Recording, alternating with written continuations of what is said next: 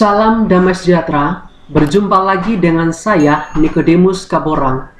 Kali ini saya akan meluruskan dari pernyataan dari Ustadz Yahya Waloni yang dia mengatakan bahwa pendapatan dari pendeta atau gaji dari pendeta per bulan itu adalah 10 juta rupiah.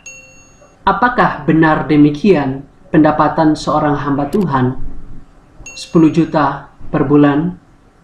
Mari kita saksikan videonya berikut ini. Yang mempendetakan para pendeta, dokumen saya lengkap di dalam buku ini. Istri saya, anak saya, pertama-tama istri saya tanya, "Pak, kalau kita masuk Islam, ente jadi apa?" Oh, kau berpikir sampai ke situ? Iya. Kita kan sudah difasilitasi oleh gereja dan keluarga di Manado, nggak ada yang Islam. Saya bilang kalau saya masuk Islam, kau ikut saya nanti jadi pendeta Islam. Masa bisa jadi pendeta Islam? Bisa. Tuh di TV-TV itu yang ceramah. Itu pendeta Islam. Kau bisa? Bisa. Masa dia bisa, saya nggak bisa? Sama-sama diberi otak oleh Allah, diberi intelijensi oleh Allah, bisa. Terus kita nanti tinggal di mana, makan apa, fasilitas bagaimana? Itu. Tanya aja lah pendeta yang mimpin jemaat biasa itu berapa gajinya sebulan. Pendeta itu kalau mimpin 100 kepala keluarga, rata-rata gajinya setiap jemaat itu 1 juta, maka income pendeta yang disebut dengan 1/10. Setiap bulannya pendeta mendapatkan 10 juta rupiah. Kalau rata-rata 1 juta. Karena 1/10 dari gaji jemaat bayar kepada pendeta. Makanya pendeta dengan pendeta ribut. Dari pernyataan dari Ustadz Yahya Waloni yang mengklaim bahwa pendapatan pendeta tiap bulan itu adalah 10 juta rupiah per bulan, itu adalah gajinya. Saya mengatakan ini adalah salah. Kenapa?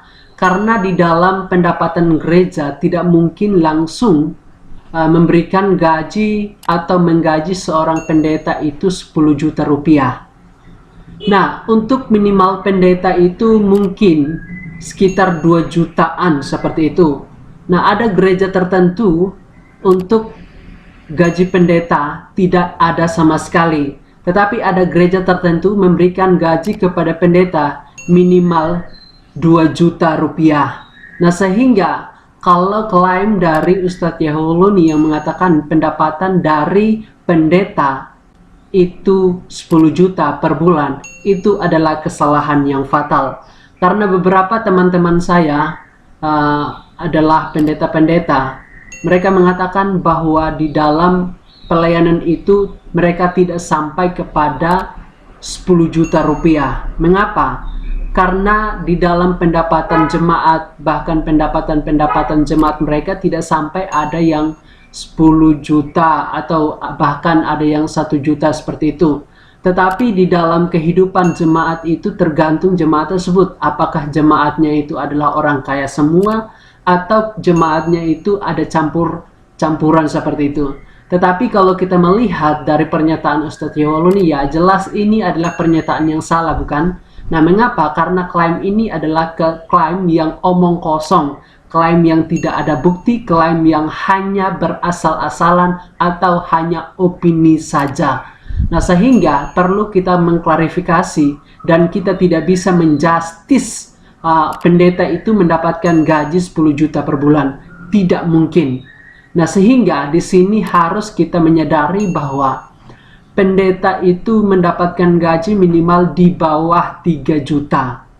Kalau gereja-gereja tertentu, yang gereja-gereja Protestan seperti itu. Nah, kalau di dalam gereja karismatik, belum tentu mendapatkan 3 juta. Karena gereja-gereja karismatik itu adalah independen. Tidak digaji oleh sinode, tidak digaji oleh gereja tersebut. Tetapi dari hasil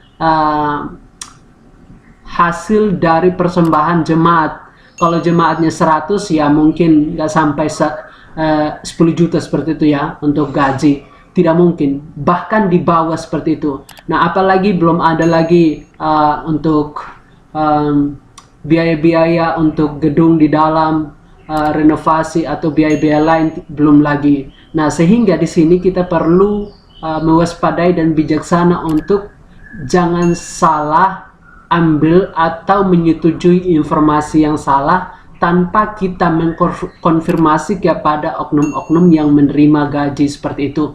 Nah, klaim ini adalah klaim yang tanpa bukti, yang tanpa fakta, yang tidak valid, dan kita harus meluruskan.